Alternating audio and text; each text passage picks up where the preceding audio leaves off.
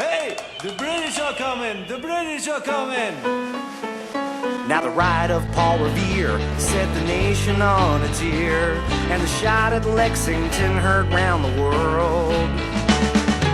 Happy 4th of July, everyone! Now, I'm currently working on another major video that'll hopefully be released by the end of the month that involves a band that I'm closely tied to. But screw it. I'm taking a short break from that to celebrate the breakaway from those cheeky, tea-sipping, cricket-playing, beans-on-toast-eating redcoats. Love you, England. In the past 2 years, I've usually celebrated the 4th of July by discussing a significant historical figure, or funny historical footnotes involving powerful individuals. But for America's 242nd birthday, I'm going to discuss something relatively obscure that's quite psychedelic. Because people have got to know whether or not their president's a crook. Well, I'm not a crook. I've earned everything I've got.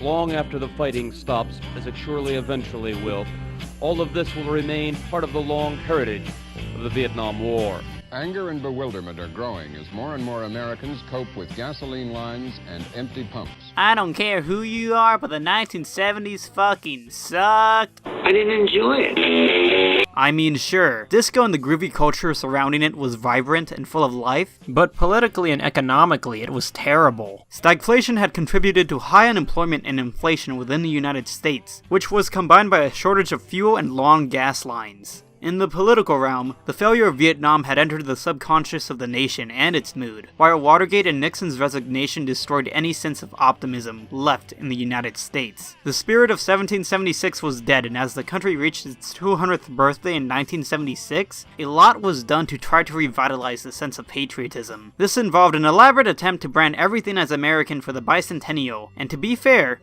it worked. I'm not going to lie, although it may have been a marketing ploy, there was some pretty neat stuff that came out from the country's 200th. Like, there were some cool board games released, lighters, and even sodas. The glorification of the 4th of July of course continues to this day, and things have not changed when it comes to the soft drinks. Oh, DEW.S.A, me and my friends are the only ones who will ever love you. The bicentennial was just not limited to products, however, but also television. In the midst of the drug culture of the 1970s, in 1976, the government commissioned Vince Collins to create a short special animation commemorating the nation's birthday. The result was propaganda disguised as one huge acid trip. In the town where I was born lived a man who sailed to sea.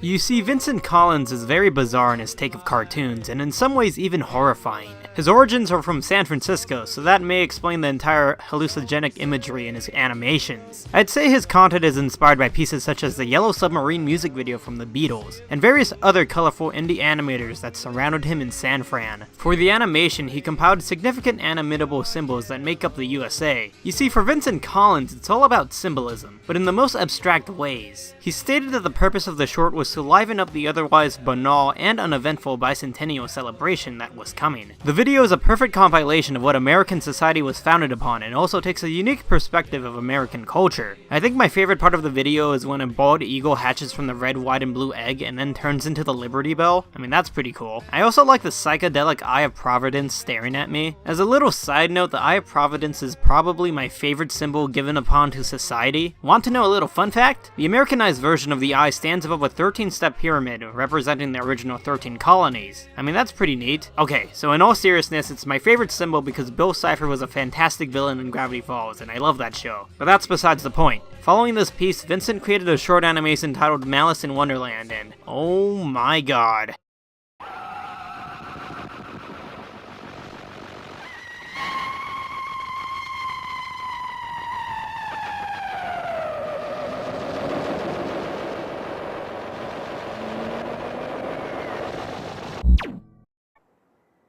What the hell is that? Today, Vincent is committing to 3D animations that are just, if not even more surreal than what he did back during the 1970s and 80s. They're all on his YouTube channel, and I recommend checking them out because it's quite a ride. I'll link it in the description.